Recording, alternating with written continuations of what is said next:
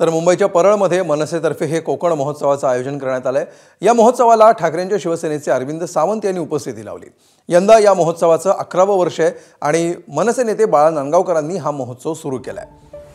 अरविंद सावंत यांच्याशी बातचीत केली आमच्या प्रतिनिधींनी।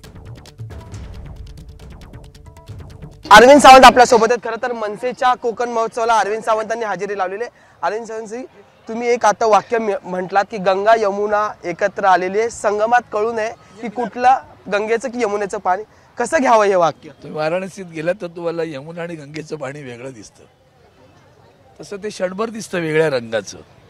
पण आता यापुढं महाराष्ट्राच्या हितासाठी ज्या पद्धतीने आपण एकत्र आलोत तर ते गंगेचं पाणी काही यमुनेचं ओळखताच आलं नाही पाहिजे, इतकं आपण एजन्सी होऊन काम केलं पाहिजे महाराष्ट्राच्या हितासाठी, असं मला त्याच्यात म्हणायचं। गावात नेमकं काय ठीक नाही? गावात काय आमचं कोकण बिघडलो, आमचं कोकण लई चांगलं होतं।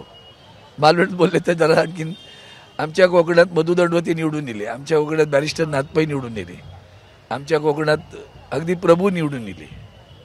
हे सगळे मायनॉरिटी म्हणतात ना, 1% पण यांची लोकसंख्या नाही आता आहे। कोकणाच्या माणसांनी चांगल्या माणसांना निवडून दिले नाही। आता कोकणात इकले जातात लोक, तेव्हा ऐकून बरं नाही वाटत। गावच्या गाव पैसे देऊन लोक गावात घेतात, याचा काय चालला नवीन भारतीय जनता पार्टीचं राजकारण, तर काय चांगला नाही कोकणासाठी। युतीवर कोकणातली माणसं स्वाभिमानी होती, त्यातलं सगळ्यात मोठं कॅरेक्टर अंतू बर्वा। पु ल देशपांडेंच्या व्यक्ती आणि वल्लीमध्ये अंतू बर्वा नावाचं एक कॅरेक्टर आहे। त्या अंतू बर्वांना महात्मा गांधीजी जेव्हा कोकणात आली तेव्हा गावातला एक माणूस अंतू बर्वांना म्हणतो, ए अंतू चल ना कणकवलीत जाऊन येऊया। किती अरे महात्मा गांधी इलेत ना मेल्या, मग त्या काय बघू जाऊचा? अरे मेड्या, एवढं मोठं माणूस धोत्रावर उघडं फिरताना रे असं काय करतं? अंतू बर्वा काय बोलला, तो धोत्रावर फिरता माय जाय माका बघ तू पंचावर फिरतय, मी त्याच्यापेक्षा अर्धे धोत्रात आहे।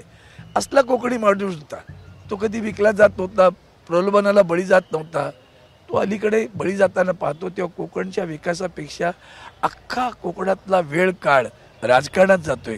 कोकणाचा विकास काय झाला विचारा बरं, मग दुःख होत राहतं। एबीपी माझा, उघडा डोळे बघा नीट।